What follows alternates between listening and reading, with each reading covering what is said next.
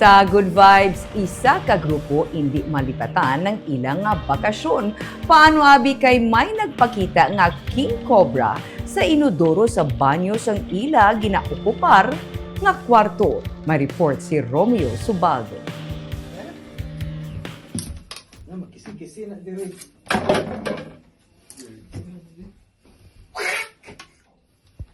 Na! Suga! Panako na drums! Uy, panakon yun! Uy, banako. Maano kaayhan kung pagbukas mo sang taklob sang basin, may nagatamwa sa inodoro.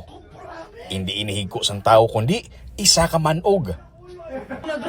Uy, panakon yun! Uy, banakon siya drums. Hala, may ragat. Istorya ni Dranreb Chudoso sa nagligad ka semana sa nag-overnight sila sa isa ka resort sa Banwa sang Don Salvador, Benedicto. Napabayaan ko nila nga bukas ang portahan sa ilang cabin samtang yara sa gwa kag malapit lang ini sa mga kakahuyan. Sang nagbanyong isa nila kakaupod kag nag-successful man ang iya nga pag-ariya, naligo na siya. Nakibot siya nga may nagaulhot gwa sa buho sang basin. Ang isa namang kaupot, nag-decide siya nga ma-CR siya kay kasi-araw na siya and then maligo na lang at the same time.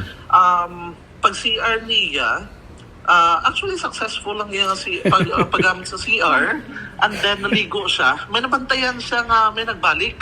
Abi higko lang. So iya i-flash siya liwat.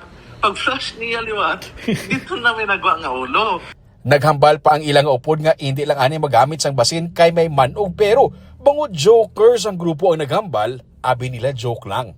Pero sang ulihi, ginusisa nila kung may manogid man sa basin. Amo na to, nga ginkuwit ni Dranreb sang stick ang manog. Bilang isa ka snake lover, abi niya una, rat snake lang ukon water snake.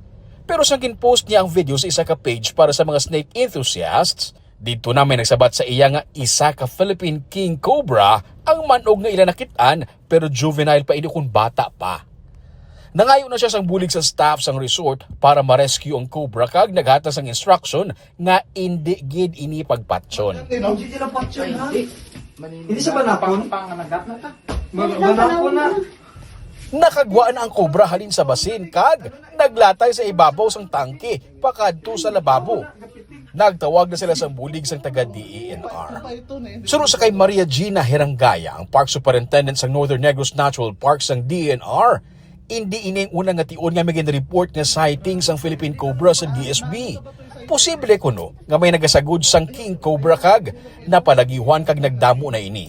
Pero sa paglantaw niya, bangod sang mainit nga panahon sa karon, nagwa ang cobra kag nagpangita sang mabugnaw nga lugar gani nakalapot ini sa inodoro. Oo, knowing, bala mo ginalagas na sa snake, subong kinawing nga mainit. Oo. Summer. Ang ginalagas na nila is mabugnaw. Mabugnaw ang lugar. So, kung dira sila nakaano nga sa resort, ang most likely ilang kuan sila nga habitat kay tiyang natawag na nga ilagid man nga nabalay sila ang ginapangita nila ang mabugnaw. Mabugnawan bala sila. So base dito sa inodoro kay may tubig. Para sa ilan ni Dranreb, isa ini ka hindi malipatan nga experience. Ginlango-lango pagani nila kaya ang nagagamit sang banyo nga upod nila isa ka pari. Maayo lang kuno kay wala gintukob sang manog ang forbidden fruit niya. There was no trauma, everything was sinadya gid yan. Sinadya. I myself as a lover of mga reptiles, mapatihan gid man sa video nga dako akong tingog because I was so excited. It was the very first time I saw a Philippine Cobra in person.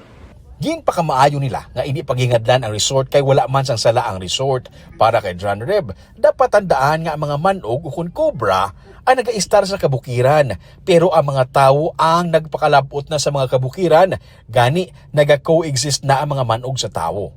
Ang Philippine Cobra, isa ka venomous katam ang klase sang manog pero kinahanglan man sila para mabalanse ang aton nga ecosystem. Paandam sang DNR, hindi ini siya dapat patson kag itawag sa ila taratapan o kung sa eksperto nga sarang makarescue sa ila kag para mabalik sa kagulangan. Romeo Subaldo para sa Digicast Negros.